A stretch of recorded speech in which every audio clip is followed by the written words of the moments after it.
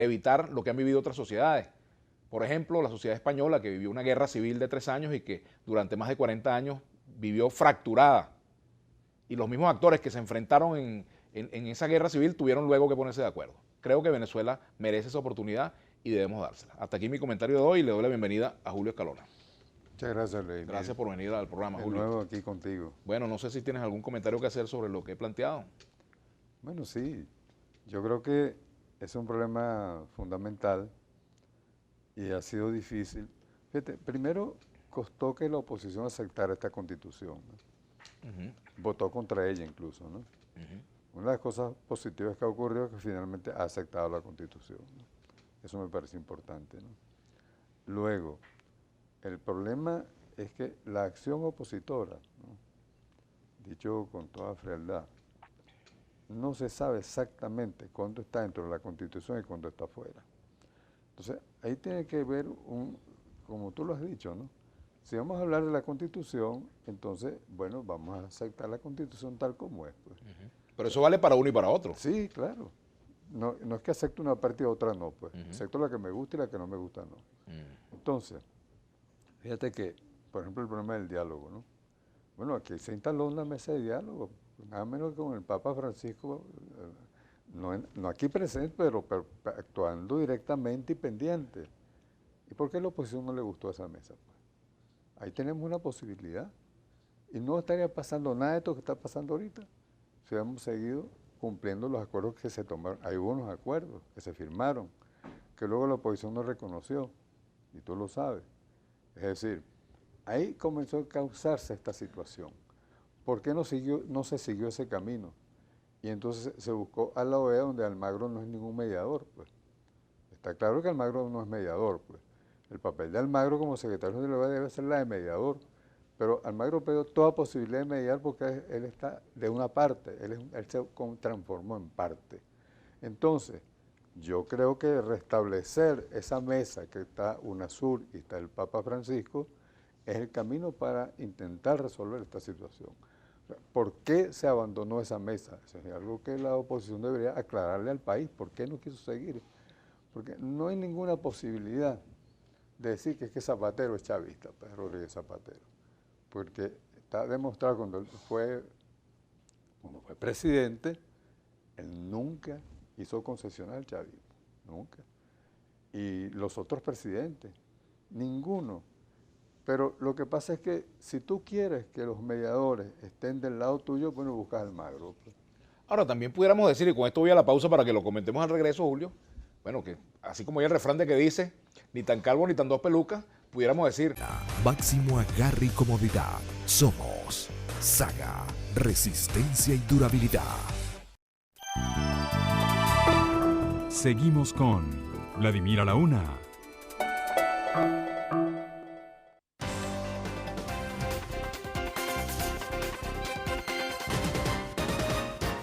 Bueno, y continuamos con Julio Escalona. Julio, te dejaba un comentario sobre, tú decías que Almagro, que el secretario general de la OEA, no está en condiciones de constituirse en un mediador. Bueno, te decía porque él lo ha negado. Ajá, pero también te decía que pudiéramos necesitar mediadores que no sean ni tan Almagro ni tan Zapatero, en el sentido de que ambos tienen el rechazo de uno de los sectores, porque por ejemplo hay aprehensión en la oposición en sectores de la oposición frente a los tres expresidentes, y hay aprehensión en el gobierno frente a las actuaciones del secretario general de la OEA. La historia de esto es que toda vez que ha habido posibilidad de diálogo, la oposición siempre le ha encontrado unas 5 patas al gato. Mira, haciendo rápidamente una historia. Cuando el golpe de Estado de abril de 2002, cuando el presidente Chávez regresa, bueno, llama al diálogo y crea unas mesas de diálogo, ¿no? La oposición se retira. ¿Y se retira por qué? Porque sale a organizar el paro petrolero, ¿no? Y entonces, luego, todos los intentos, salto a otro momento, cuando Maduro les da a todos los canales de televisión, que fue un acto excepcional, que realmente debió haber sido reconocido por la oposición, oye, como un gesto, pues, que los puso a hablar todo el tiempo que quisieron, a decir todo lo que querían, eso no hubo ninguna censura absoluta. Hubo el hecho de que ninguno de los dirigentes opositores llamó presidente a Nicolás Maduro, pues, ¿no? sino mira, Nicolás, es decir, ya era una actitud irrespetuosa porque bueno, les gustó no, pero era el presidente de la República y están yendo a una invitación que el presidente les hizo. Pero dejemos eso de lado, ¿no? Siempre han puesto una condición previa. Resulta que hay una regla de oro en las negociaciones de alto nivel, y esta lo era, es que son sin condiciones previas. O sea, tú no puedes conquistar como condición previa lo que puede salir de la negociación. Yo creo que en ese momento, ¿no? Yo he dicho que la oposición es responsable de la prisión de Leopoldo López. En ese momento es posible que el presidente Maduro hubiera considerado eso, pero en la negociación, no como condición previa. Entonces siempre, luego no le gustan los presidentes, pues.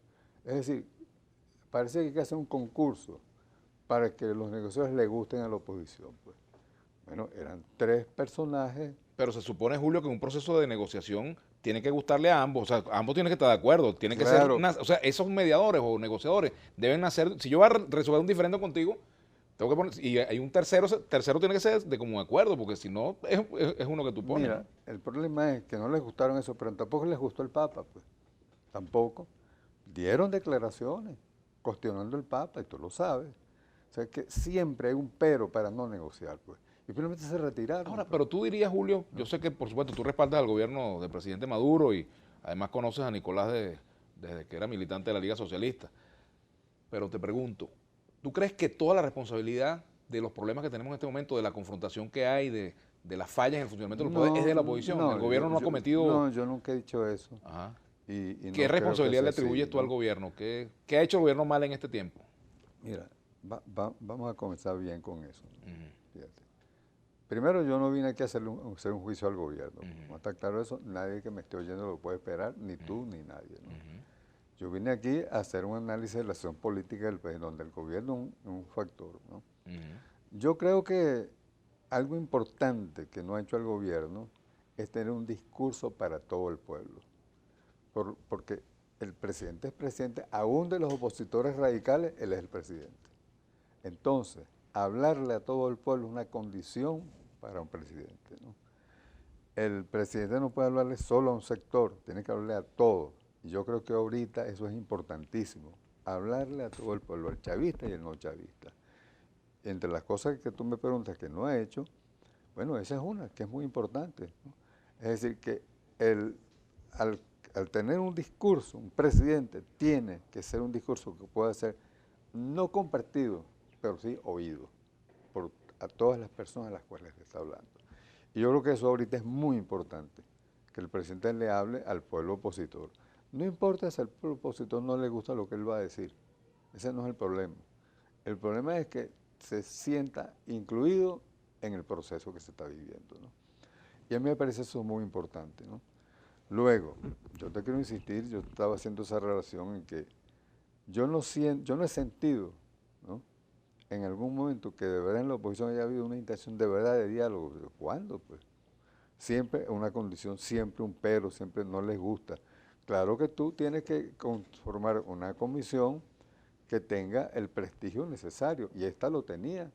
Bueno, no le gustaban ninguno de los expresidentes, pero tampoco les gustó el Papa, tampoco les gustó el nuncio apostólico. O sea, no puede ser, pues. O sea, tú vas a negociar, tienes que entender que la comisión que va a negociar también tiene posiciones, tiene opiniones. Ahora, yo creo que hemos comprobado en distintos espacios que esos 3 expresidentes han participado aquí, más allá, y han tenido éxito en sus gestiones, ¿no? Aquí no. Entonces, hay que preguntarse por qué estos señores son aceptados como negociadores en otra parte. Ahorita en Ecuador estaban, ¿no? Estaba el dominicano, ¿cómo se llama? Fernández, Leonel Fernández. Leonel Fernández estaba en Ecuador. Y allá fue aceptado y por lo que sea tenía un papel importante. O sea, ¿por qué aquí no? Pues. Es decir, yo creo que si tú comienzas por ahí a cuestionar a todo el que se para enfrente, que es negociador, lo que no quieres es negociar. Pues. Ahora, más allá de ese aspecto del diálogo, que es muy importante, Julio, me gustaría que nos concentráramos un poquito ahora en lo que está pasando, estas decisiones del TCJ. ¿Hasta qué punto, a tu juicio, tiene o no tiene razón la Fiscalía General de la República al considerar que estas decisiones del Tribunal Supremo de Justicia constituyeron una ruptura del hilo constitucional? ¿Hasta qué punto ¿El TCJ se equivocó con las decisiones? Mira, a mí lo que me parece importante de esa experiencia fue la actitud del presidente de la República, ¿no? Y eso hay que reconocerlo. Porque ¿qué hizo el presidente de la República? Bueno, hay una división de poderes y tú lo acabas de señalar. Bueno, un poder decide una cosa, otro poder, que es la Fiscalía, piensa otra. Entonces los llamó, ¿no? Y logró una resolución en la cual las decisiones que había tomado la comisión, la sala constitucional, bueno, son retiradas. Entonces, ese paso es importante. O sea, no reconocer ese paso y apoyarse en ese paso para seguir adelante es una gran tontería. Es decir, porque entonces tú no puedes pedir que el otro tiene entonces que arrodillarse, pedir perdón. No, ¿Pero hubo una violación a la Constitución, sí o no, en tu opinión? Bueno, eso es lo que dice la fiscal. Yo no soy jurista, entonces no puedo pronunciarme sobre eso. Otros juristas, como Escarrá, como Isaías Rodríguez, dicen que no. Pero el debate no es ese, digo yo. Porque el debate es sobre los hechos que han ocurrido. Lo cierto es que eso, que era un obstáculo sin duda, fue retirado. Entonces, en lugar de apoyarnos en eso que fue retirado y seguir adelante, entonces queremos meterle en el dedo en el ojo al otro y seguir con eso y darle y darle y darle. Entonces, así es imposible, Vladimir, ¿no? No hay manera. Yo tengo que aprovechar cuando el otro da un paso atrás, y obviamente el gobierno lo dio, para apoyarme ahí y seguir adelante. Y no entonces pretender que el otro declare la rendición, pues. Tenemos un tuit que lo vamos a responder al regreso, Julio Escalona. ¿Qué consecuencias podría traer para Venezuela abandonar la OEA, Rey David Jiménez? Esta pregunta la vamos a responder al regreso. Ya regresamos con Julio Escalona, bueno, fundador de la Liga Socialista, ex militante del MIR, profesor universitario, ex embajador de Venezuela ante... Conoce las historias de vida de nuestros personajes. Las citas todos los domingos a las 10 de la noche. En Íntimo.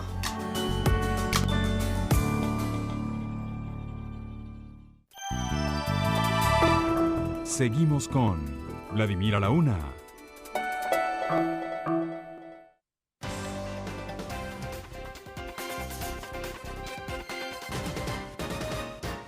Bueno, estamos acá conversando con Julio Escalona.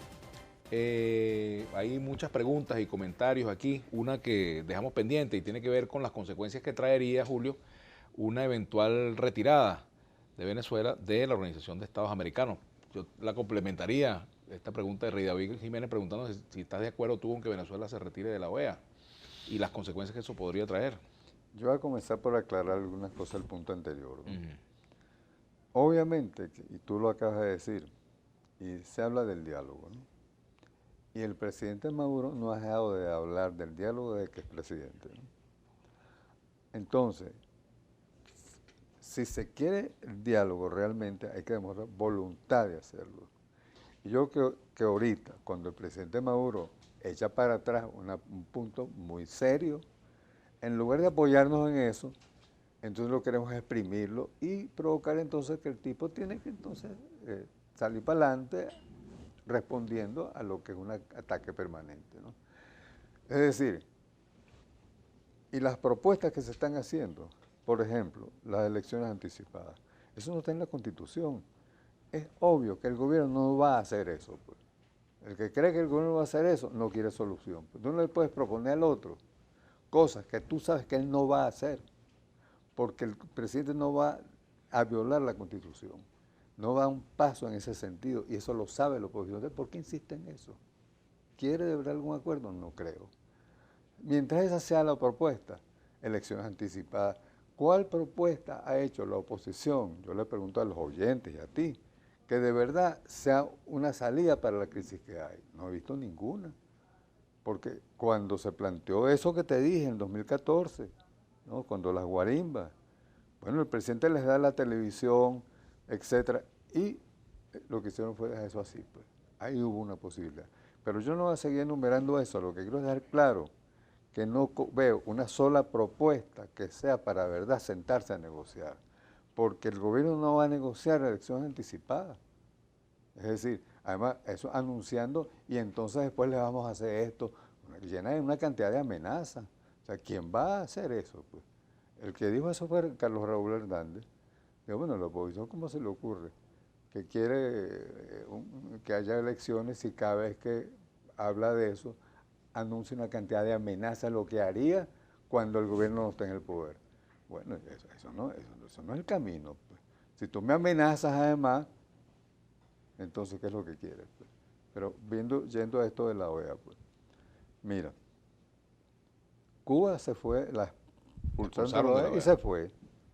Bueno, y Cuba sobrevivió y le fue bien, pues finalmente sin la OEA, ¿no? El problema es que los organismos multilaterales, y de eso conozco un poquito, ¿no? Tienen unas reglas, ¿no? Primero, esas son organizaciones de Estado. Por eso es que en Naciones Unidas tú no ves que aparezca una ONG por aquí, por allá, ¿no? No, esas son organizaciones de Estado y han sido creadas por los Estados, los estatutos, los reglamentos han sido formulados por los Estados. Entonces, tú no puedes pretender equilibrar a los Estados con instituciones que no sean Estados. Pues. Son de Estado y además son representados por los jefes de Estado. Las decisiones más importantes que se toman en los organismos multilaterales de Estado son las que se toman en las reuniones de presidentes, ¿no? Cuando van los jefes de Estado y de gobierno, eso solo lo pueden modificar otra reunión de jefes de Estado y de gobierno. O sea, eso tiene una precedencia, una jerarquía. Alguien podrá decir que eso está mal o está bien, pero así es como funciona. Pretender violentar eso, ese empeño de querer meter cuñas a los estados, y particularmente en el caso del Estado venezolano, tampoco es un camino para negociar, ¿no? Hay que reconocer la naturaleza de las instituciones y respetar esa naturaleza. Por eso es que a Ramos Alú y el grupo que fue la otra vez lo pusieron en una sala con un televisor, pues no podían estar en el mismo salón por razones de cómo son las reglas, de cómo eso funciona. Entonces, pretender permanentemente actuar contra las reglas no es camino para llegar a acuerdos de nada, ¿no? Ahora, si Venezuela, obviamente, si tú creas una situación de amenaza para un Estado, tú lo creas en las circunstancias de que tenga que retirarse, porque no se va a quedar ahí llevando palos, pues. Es decir, pero no es legítima la preocupación de 20 países, por ejemplo, o de 15, o de 10, o de 30 países que ven que en Venezuela, por ejemplo, están convocadas unas elecciones y no se hacen, por ejemplo, que la gente está reclamando elecciones y no se hacen. Primero no son 20 países, son 20 jefes de Estado. Eso no significa... Bueno, que son 20 representantes, tú mismo lo dijiste, representan a los gobiernos. Por supuesto, pero que representen a los países y a los pueblos, esa es otra cosa, pues, ¿no? Entonces son 20 jefes de Estado, está bien, y eso es importante y es respetable, y por eso Venezuela estaba ahí dando su debate, que ha hecho lo que tiene que quedarse ahí y debatir, pues. O sea, no se puede decir que Venezuela ella ha hecho otra cosa. Ahora, cuando se siente hostigado, cualquiera que se sienta hostigado, y tú vas hostigando, tú vas creando la situación para que se vaya, ¿no? Entonces, yo creo que si se regulariza esa situación en la OEA, si el secretario general de la OEA actúa como tal, mira, yo estuve 6 años en Naciones Unidas y Ban Ki-moon, que tenía una posición de él, y era evidente, sin embargo, Ban Ki-moon hacía el papel de mediador, ¿no? En el conflicto, por ejemplo, Venezuela-Guyana, bueno, Ban Ki-moon, ¿qué hizo? Bueno, actuó como mediador. O sea, no se puso ni de parte de Venezuela ni de parte de Guyana. ¿Qué es lo que tiene que nombrar? Un buen oficiante. Entonces tiene que nombrar el de él o el del que quedó. Tiene que ser, ese es el papel que le toca. El secretario general, hay que leer la carta de la OEA, tampoco tiene poderes particulares como no lo tenía Ban Ki-moon. Ahora, Julio, está bien, pero fíjate, el aspecto a lo que quiero ir con respecto al tema de la OEA. O sea, Venezuela forma parte de un foro de países. ¿Sí? Bueno, todos tienen unos parámetros de funcionamiento y unas normas, ¿verdad? Una carta constitutiva donde hay compromisos con el respeto a los principios fundamentales de la democracia. Si los otros países observan que Venezuela no está cumpliendo, ¿por qué no dar ese debate? ¿Y por qué no asumir como buenas esas preocupaciones? En el sentido, por ejemplo, explicar por qué no se han hecho las elecciones regionales, por qué hasta a esta fecha, por ejemplo, no se ha resuelto el conflicto de los diputados amazonas que están sin representantes. La sala electoral del Tribunal Supremo de Justicia no ha decidido, tiene 16 meses sin decidir esa materia. Yo tengo una pregunta. ¿Está dispuesto Brasil a discutir en la OEA por qué un grupo de parlamentarios que todos están acusados de corruptos destituyeron a Dilma Rousseff sin que esté claro el procedimiento? ¿Lo quiere discutir Brasil en la OEA? Porque ese es el punto. Bueno, vamos a discutir todo entonces en la OEA. Pues. Es que a mí me gustaría que se discutiera todo, porque yo no estoy, o sea, claro, creo que sería lo justo, ¿no? Pero fíjate tú, la manera como están constituidos esos organismos bueno, y hay que saberlo, es que lo que se considera problemas internos de los estados, para que se debata, ahí tiene que ser con la aceptación del estado respectivo. Es una regla de juego básica.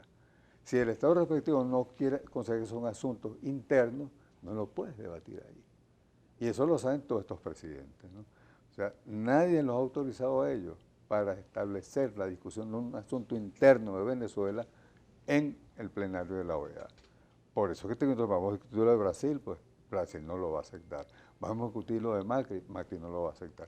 Porque son los asuntos que cada pueblo Entonces, tiene. ¿es inútil la OEA? No, es muy útil porque respeta que cada pueblo busque su propia solución. Este es un problema del pueblo brasileño, cuando estos casos que existe, es un problema del pueblo argentino, y el pueblo brasileño y el pueblo argentino están haciendo para resolver eso. Si se mete un tercero, puede ser peor. Pero el propio presidente Maduro era canciller cuando el caso de Honduras y pidieron la convocatoria, invocaron la Carta Democrática. Claro, había evidentemente un golpe de Estado. El presidente Zelaya fue preso en pijama, montado en un avión y sacado del país por la Fuerza Armada. Ahora, fíjate tú, lo que ha dicho la fiscal fortalece el argumento de que en Venezuela hay problemas con el Estado de Derecho y con el hilo constitucional. Claro, y eso el presidente Maduro le buscó una solución dentro del Estado venezolano. De eso vamos a hablar al regreso. Sí. Ya venimos con Julio Escalón y dejamos también un tuit pendiente. Vamos a verlo. No se pueden hacer elecciones anticipadas por no estar en la Constitución. Que no tiene frontera a todo aquel que viene a trabajar. Khaled, avanzando con Venezuela. Seguimos con Vladimir a la Una.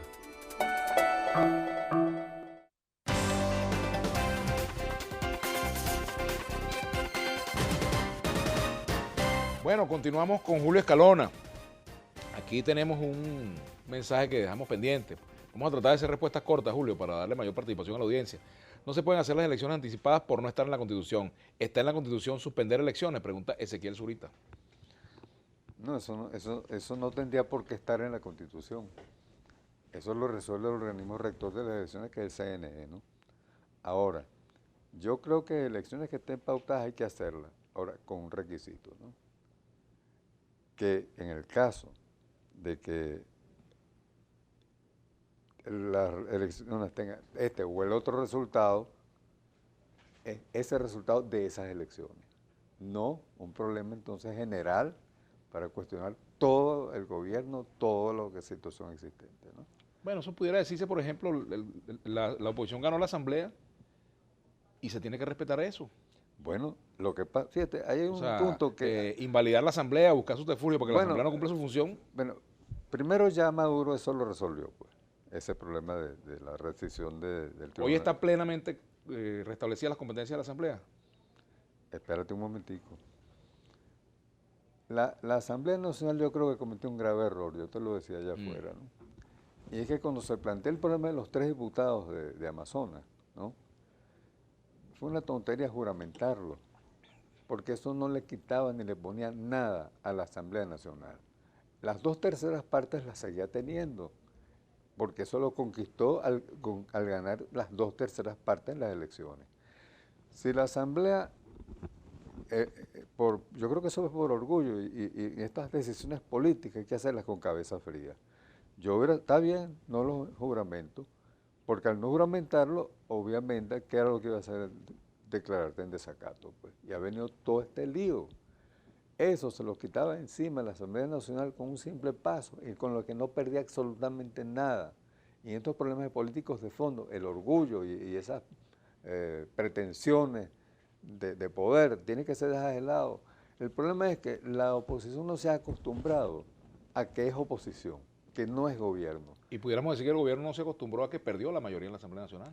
Bueno, obviamente que el No gobierno, asimiló eso. todo el que pierde patalea, ¿no? Y por eso es que existe el derecho al pataleo, pues. Y todos lo ejercemos. Uno ejerció el derecho al pataleo. Ahora, si la otra parte, ¿no?, se pone como se puso, que convierte un problema de honor 3 parlamentarios, entonces así no se puede tampoco gobernar, y menos mal que no gobierna, sino nada más que la Asamblea Nacional. Porque con esos criterios, con esa actitud tan cerrada y tan mezquina. Por aquí dice Eddie Chacón, si los 20 países no representan a sus pueblos, Maduro no representa ni a los venezolanos, dice Eddie Chacón. Y dice por aquí JABQ, el señor Maduro es presidente de todos. Profe, los presidentes de esos 20 estados no representan a su pueblo, que es una pregunta en el mismo tono, pero en otro sentido, ¿no? Mira, lo curioso es que esos 20 presidentes son presidentes de países como México, por ejemplo, donde en México hay una debacle institucional. Pues. México es un país dominado por el narcotráfico, eso no es que lo diga yo, eso es que es evidente. Ahora, les preocupa la situación de Venezuela, en la cual, de una u otra manera, aquí hay un debate y hay una mesa de diálogo que se instaló. ¿Por qué no les llama la atención a Almagro y a cada uno de esos presidentes, incluso el presidente de México, la situación de su país? Venezuela no se está metiendo en México. Bueno, tuvo que decir muchas cosas de México en la reunión ahí por la actitud del gobierno de México. Es decir, esos presidentes tendrían que ocuparse primero de los problemas que tienen en sus propios países, que son gravísimos, ¿no? En Colombia hay un problema con la paz. Ahora por fin hubo una reunión donde parece que el gobierno comienza a cumplir los acuerdos que se tomaron. Es decir, el gobierno de Santos estaba violando unos acuerdos que firmó ante dos testigos internacionales, que fueron Cuba y Noruega, y acompañantes como Venezuela y Chile. Es decir, ¿por qué esos problemas no se llevan a la OEA entonces? Entonces hay evidentemente una intención de acorralar al gobierno de Venezuela. Y ningún gobierno se va a dejar acorralar. Entonces ese es el problema. La política del acorralamiento no funciona.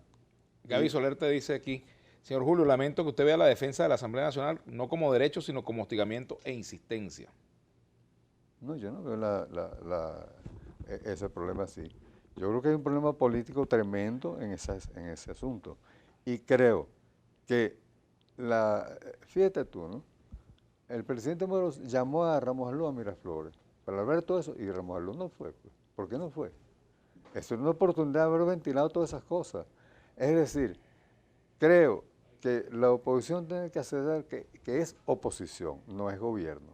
Por lo tanto, tiene que actuar como oposición y no como gobierno. Ese es uno de los problemas serios que está planteado aquí. Que desde que perdieron las elecciones en el 98 y en el 99, no han aceptado que las perdieron. Y no han entonces asumido que perdieron. El comercio exterior e inversión internacional. Con Todo y Pensini. Lunes, 6 de la tarde, por Globovisión. Seguimos con Vladimir a la Una.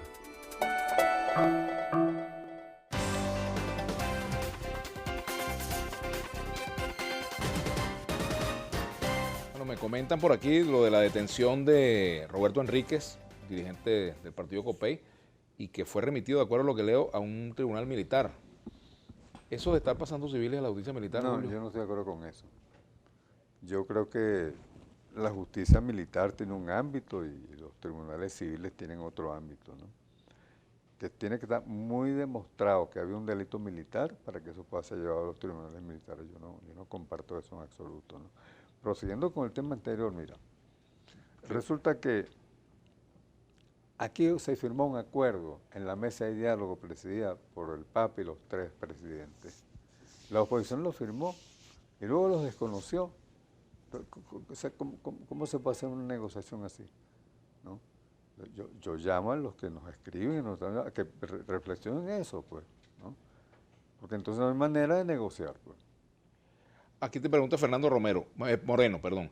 Si la Asamblea Nacional está en desacato, ¿cómo el presidente invita al presidente de la Asamblea Nacional a la reunión del Consejo de Seguridad? Bueno, me parece un gesto muy positivo del gobierno, ¿no? Que a pesar de eso, a pesar del problema político que hay, busque la manera de hacer un diálogo. Yo creo que eso lo que debe es dárselo en el haber del presidente Maduro, que en esa situación abiertamente conflictiva llamó al presidente de la Asamblea Nacional. Sammy dice por aquí, si hay que respetar la Constitución, ¿por qué no podemos manifestar en la calle y llegar hasta donde queramos? Bueno, mira, en ningún país del mundo la gente llega hasta donde quiere. Bueno, pide un permiso para ir a marchar frente a la Casa Blanca en Estados Unidos. Te van a decir que no. Es decir, que todo esto tiene sus complejidades. Aquí pregunta, ¿hubo o no hubo violación de la Constitución con la sentencia del TCJ sobre la Asamblea? Pregunta Jesús David Ortegano. Bueno, fíjate que eso de hecho el presidente lo reconoce cuando manda que eso se revise y se revisa. Pues. Así que hay que reconocer ahí el paso que el presidente. Ese es el problema, ¿entiendes? Que tú reconoces la parte negativa, pero entonces cuando se da un paso para corregirla, deberás reconocerlo también. Pues. Ahora, si unos funcionarios violan la Constitución, deben asumir su responsabilidad. Sí. Te pregunto, ¿ah? Sí. Aquí me dice, está muy nervioso en tu comentario los lunes, ¿qué pasa? Dice Sabor Feliz. Bueno, es que tú crees que la situación es fácil. Cada palabra que uno dice tiene que pensarla. Sergio Locutor 1B, saludos amigo, comparto tu opinión, totalmente de acuerdo con usted, todo está en la Constitución, ahí hay que seguir ese camino. ¿Cuándo invitarás a la gobernadora Aragua? Me preguntan, la invitaremos por aquí. El gobierno tiene dominada a Venezuela más que por las armas, por el conformismo, la complicidad y pasividad de los venezolanos. Dice aquí Elvis Pérez, la Constitución venezolana fue diseñada para Chávez y su legado, no hay discusión. Pero yo no estoy de acuerdo con eso, creo que la Constitución es un texto que tiene... Eso no es verdad. Hermano. Que tiene, bueno, fue discutida ampliamente, yo participé de ese proceso. Lo que creo es que tiene que, digamos, interpretarse de acuerdo al espíritu y no interpretarse de acuerdo a conveniencias, eso es otra cosa. Mira, el problema es que desde el principio la oposición ha querido derrocar al gobierno y eso es muy difícil, entonces que se pueda convivir de esa manera. Dime un paso de verdad positivo de la oposición para crear una institucionalidad que funcione regularmente, uno solo. Pedro Patiño, preguntar a Julio si él está de acuerdo con la eliminación del desacato de la Asamblea por parte del TCJ. Yo lo que creo que debe hacer la Asamblea Nacional, ya yo lo dije, es resolver el problema de esos 3 parlamentarios y en todo caso presionar para que se den las elecciones ahí. Porque con eso elimina todo el rollo del desacato, es muy sencillo lo del desacato. Aquí dice Eley, con mucho respeto, pero su entrevistado tiene una opinión sesgada y muy anacrónica, con un pensamiento comunista. Bueno, está bien, si la persona cree eso, pues eso es lo que ella cree, pues. Y yo no puedo discutir, las creencias no se discuten, pues. Eso es verdad. Lo que alguien cree, ¿qué haces tú con discutir algo que la gente cree, pues? Las opiniones es otra cosa. Pues. Aquí otra pregunta, solo habla de la oposición que es mala, pero el gobierno es bueno, dice Ramón. No, el gobierno cometió serios errores, yo hace poco señalé uno, que Vladimir me preguntó. Todo contexto de verdad, bueno. ¿Cómo cree usted que será conducido por la historia Maduro? El heredero que malgastó el legado de la quinta, dice Johnny Daza. Bueno, hay que esperar que la historia se haga ese juicio, ver qué va a decir la historia. Pues. Está hablando de la historia, pues. Entonces yo no puedo adivinar lo que la historia va a decir sobre Maduro. Y sobre cada uno de nosotros. Exacto. Bueno, Julio, te agradezco que hayas venido al programa. Julio Escalona, gracias por habernos acompañado. Gracias. Bueno, y quédense ahora.